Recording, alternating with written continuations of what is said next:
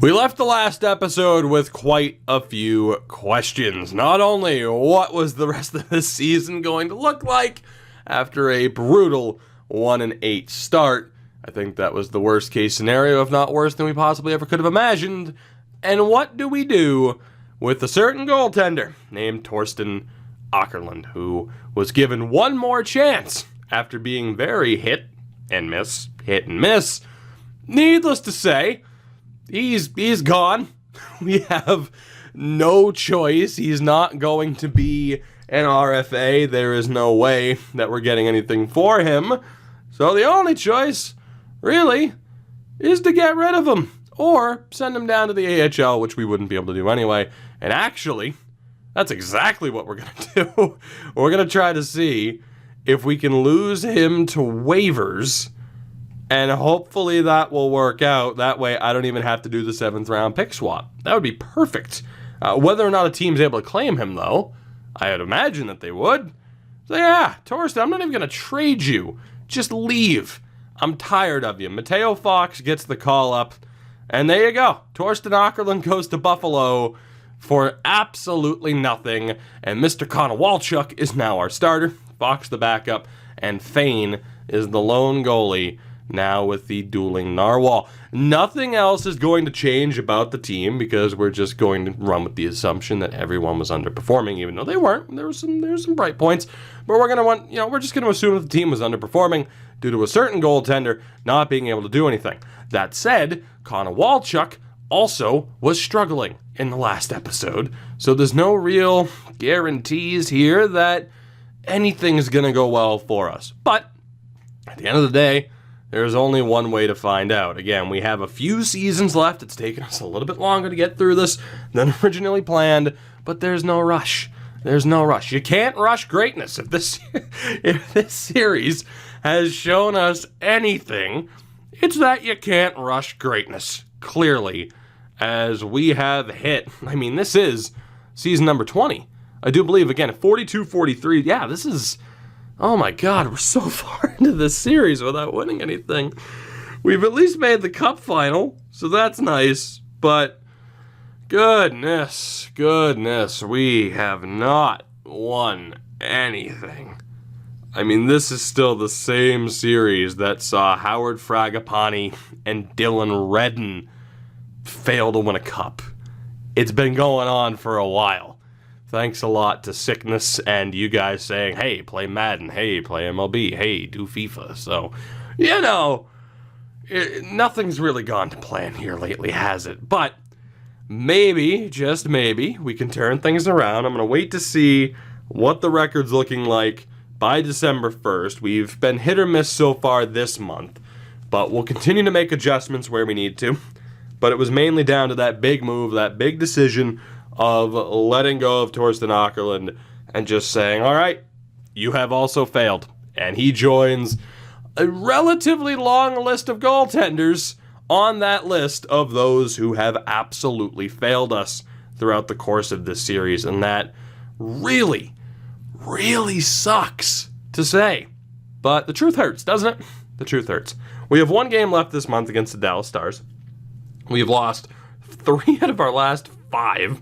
So that's great, and we lose to Dallas. So 8-11-4, which is a major improvement upon how we started this season.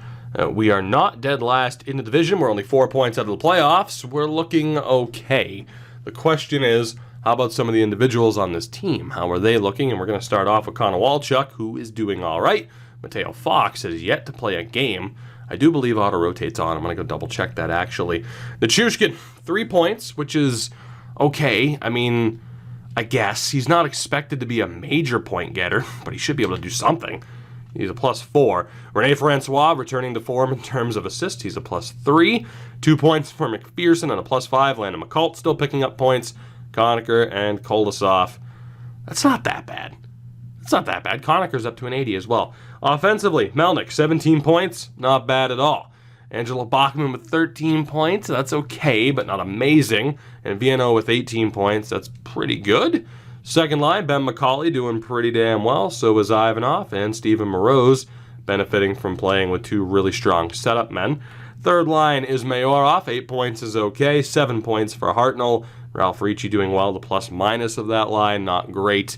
And man, Mikhail Tarasov, 14 points for the fourth liner, alongside Braden Baines and Kari Saarinen. That fourth line is incredible. That's one of our best lines. So offensively, we're doing okay. I mean, I don't know if we would possibly expect this lineup to be, contending for the President's Trophy, but then again, the same people who are like, see, super teams don't always win, would be like, well, how could you possibly have expected to win the cup with that team? Look how weak it is. So you can never really win to those people. But this is a playoff team. Or at least it should be. And we absolutely crushed Montreal 9-1. There's some hope here. There's still a chance here. We're not as directionless as we were before we pulled the plug on that original core.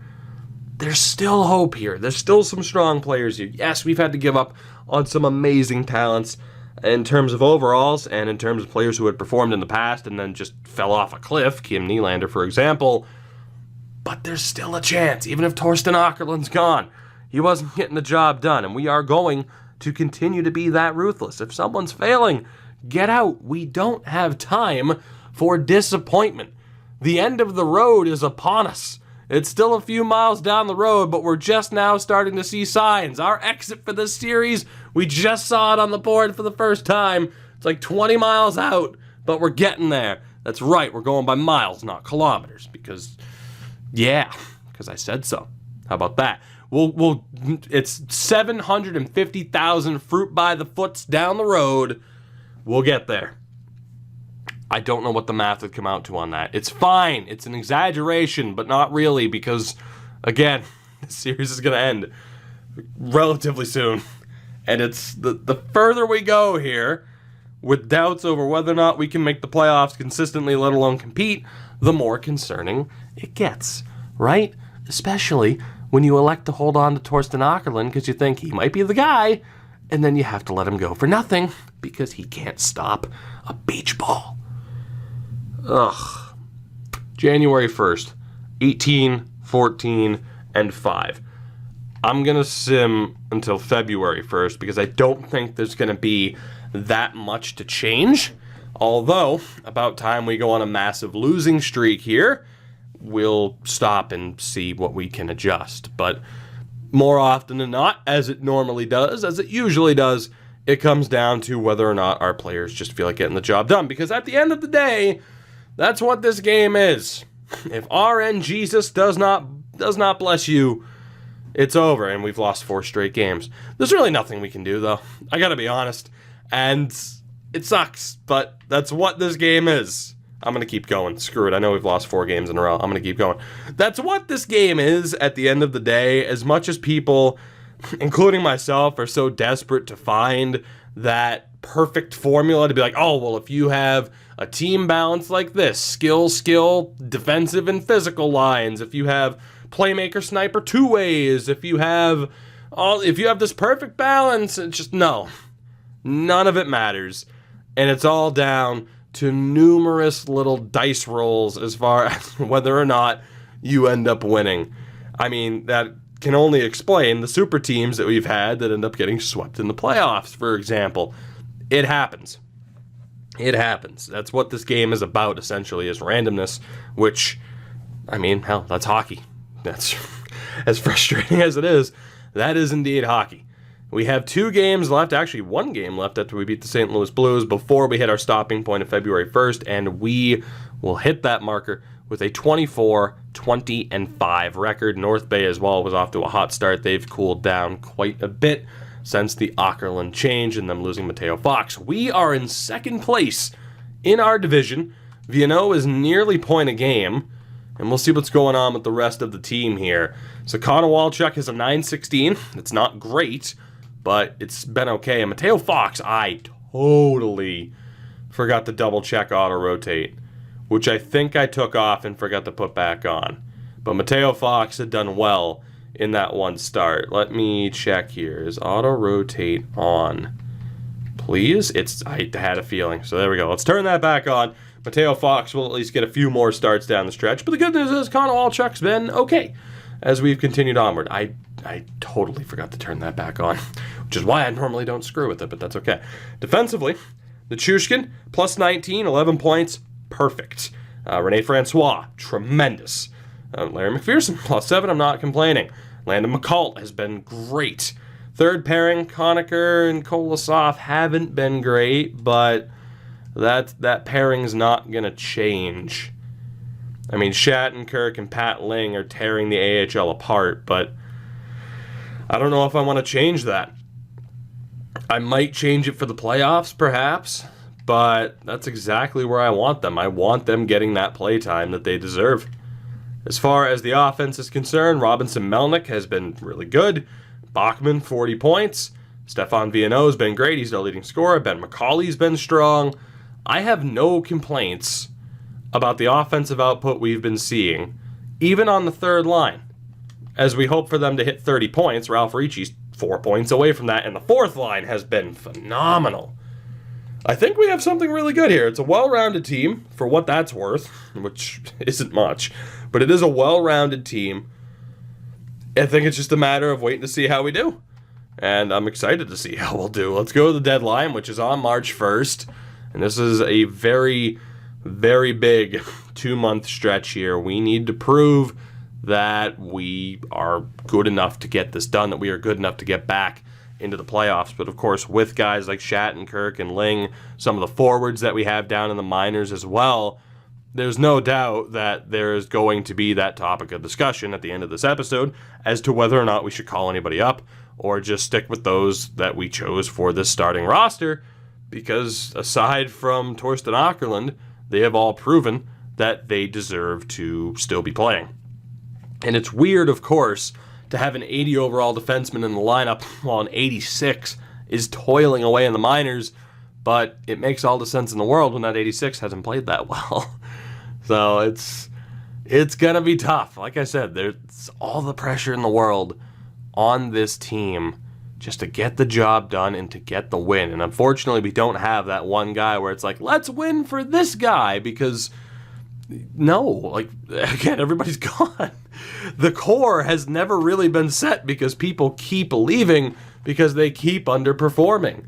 So, I don't know, maybe that's what we need. It's not win this one for Nolan Patrick in the original Draft to Glory series with the Washington Caps. It's not that. It's win this one for me and my sanity. We're not winning it for any individual player. Win it for your owner for once, if you would.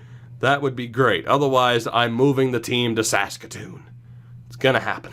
Just because I love to say Saskatoon, home of Bret Hart's first WWF title win. Saskatoon. Yeah, beat Ric Flair. Anyway, it is going to be March 1st here. We are at 31, 24, and 7, so I still expect us to be in a playoff spot.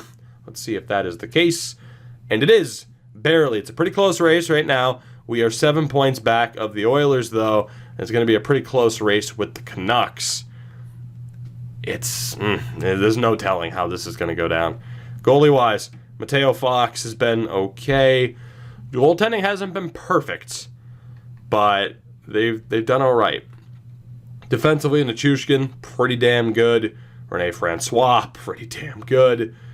I'm not seeing anybody who's worth complaining about, even that third pairing. And as far as the offense is concerned, Melnick on 42 points in 62 games, which isn't great, but it's not bad either.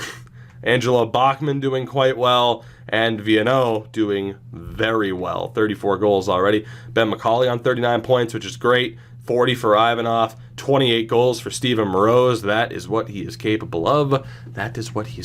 Mayorov is doing well. Hartnell on 30 points, 22 goals for Keith Hartnell. Crazy. Ralph Ricci as well, and that fourth line has been phenomenal. 2 20-year-olds on that fourth line. They have been tremendous. I am afraid to change anything because the team as it stands deserves the opportunity to get this done, to get into the playoffs one way or another, regardless of the seed. And I think they're going to deserve the opportunity to try and win. I don't really see us changing anything up as far as offense is concerned. The defense, I mean, the goaltending we're absolutely committed to because we have no choice. We have absolutely no choice as far as the defense is concerned, or the goaltending. Of course, we do have that medium elite goalie in the, or not even in the AHL, but the unsigned prospect that we took last year, which turned out to be a very, very good choice to take that goalie, and we'll probably end up taking another goalie as well in this upcoming draft. I think we have no choice. We pretty much every year have to look to take a medium elite goalie just in case. And I wouldn't be surprised if any success that we find comes down to a goalie that, you know, was just making the NHL for the first time. He's like 22 and an 84. Maybe he'd be the one to lead us to success. I don't know. I do not know. I'm excited to find out, though. April 1st, 38, 31, and 8. I do not know if that's going to be good enough for us to be a playoff team. Let's find out. It is. We are currently in third in the Pacific, 1 point ahead of Calgary, 4 points back of Vancouver. So we could very, very easily miss out on the playoffs. Calgary could catch us, not to mention this pressure from Arizona and Colorado as well in the Central for the other wild card spot. Every game counts if we are going to make it into the postseason. Let's do this. Are we a playoff team, or is this a draft episode? Which I think would be rather shocking. Let's sim this first game against San Jose, or not against San Jose, I saw the game against San Jose, against New Jersey, where we get absolutely crushed. We play St. Louis, San Jose, Chicago, and Buffalo to end the season. And if we lose to the Blues here, that is a major problem. We do get a 6-3 win. I'm going to sim the game against the Sharks.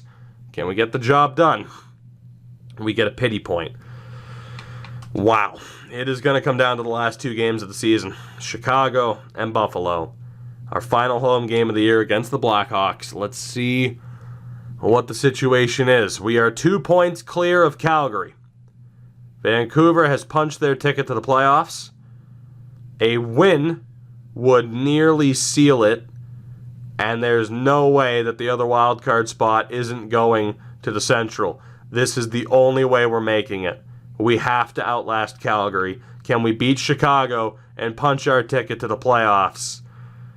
We lost, but we're in. Calgary cannot beat us via tiebreaker. The Golden Seals are back in the playoffs. We will be taking on the Vancouver Canucks in the first round as we beat Buffalo 8-2 on the final day of the season, finishing the year with a 40, 33, and 9 record.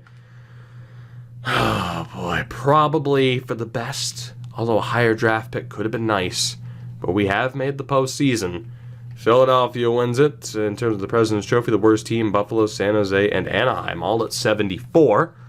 Let's take a look here. Goals for per game. We had the second best offense in the league, one of 4 teams to average a 3.0 or higher. That is tremendous. Where was Vancouver? Somewhere mid-table. They weren't with either extreme. Goals against at a 2.96 was one of the higher numbers in the league, whereas the Canucks were somewhere mid-table. Our power play at 19.3% would have been, again, somewhere mid-table. Not too bad, though. Same for the Canucks, to be honest. And our penalty kill was at, oh boy, this could be rough, mid-table somewhere. The Canucks, though, with the 4th best PK in the league this season. Let's take a look at how we did as we prepare for this postseason matchup, which might be in the next episode, to be honest, just because I got to make sure these videos go out, man. But Stefan Viano led the way, 77 points in 82 games, 48 goals, which is just ridiculous, and put Dylan Redden to shame, I believe. I don't know if... Did Dylan Redden ever hit 48? I don't know if he did. But Viano has 2 seasons under his belt, 33 goals, 48 goals. Crazy what he has done. And he is our main man heading into the playoffs, and I can only hope he doesn't fall apart like Nylander did.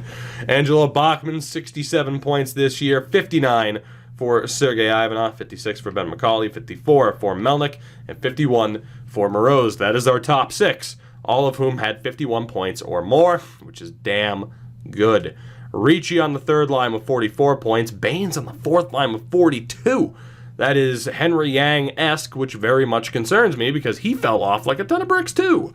Keith Hartnell on the third line with 39 points this year, 27 goals. Sarainen with 38 points on the fourth line. Tarasov with 35 on the fourth line. Nobody on the team had under 32 points. That is outrageous. We had 6 players hit at least 20 goals. 2 of them hit 30. 1 of them hit 40. That is crazy. That is crazy. That is one of the most well-rounded offensive attacks I think I've ever seen. And defensively, good lord. Rene Francois, 53 points and a plus 20. 44 for Landon McCult. Nichushkin did well as well. And the goaltending is our Achilles heel. That is our Achilles heel right now. Connor Walchuk with a 915, a 906 for Mateo Fox. But everything else is looking really, really good. Let's take a look around the league. League leader in points was Sylvain Duclair. Jesus, he and Nelson Rupert. Oh my God. Wow, that's insane. There you go. The Stars' top line led the way. In terms of goals for, you had Villeneuve tied for third with Gosselin of the Buffalo Sabres. That is absolutely crazy. In terms of goaltending, not that I'm too worried, but, we might see some familiar names here. Some names from the past. Dubilowicz in New Jersey, leading the way for starters. You also had Pache, Voloshenko, Roger Leclerc. So some new names dominating. Eli Maroon is now a New York Ranger. What would have happened had we ended up with Eli Maroon? I think that might be the lasting question in this series. What would have happened had we taken Eli Maroon? I hate to say it, but had we drafted him instead of passing on him, I still think it was the right call at the time because the rest of the core was looking okay. But with hindsight, Eli Maroon might have been the missing piece that we never got. And there should be a defenseman winning the Calder this year, Simon LaBelle. 55 points for the 23-year-old. Baines had the most points among forwards this season. I do want to take a look. I mean, you had been able to see how our offense and just how the NHL team did in general, but I want to take a look at the AHL club, which features Pete Garnett, who killed it. Inglis, Pat Ling did very well, which isn't surprising, but just to give you a look at those who could potentially be called up, first and foremost, if we were to have trouble, which I don't think will be the case, but if we were desperate for a change, those would be the guys that we could potentially call up. We are going to call it here, though. However, again, we know the deal. Next episode, we are back in the playoffs. We are taking on the Canucks in round 1. The Dula Narwhal have also made the postseason. It could be a very interesting year for the Golden Seals, or maybe not. Maybe it'll be just another disappointment in a long line of disappointments.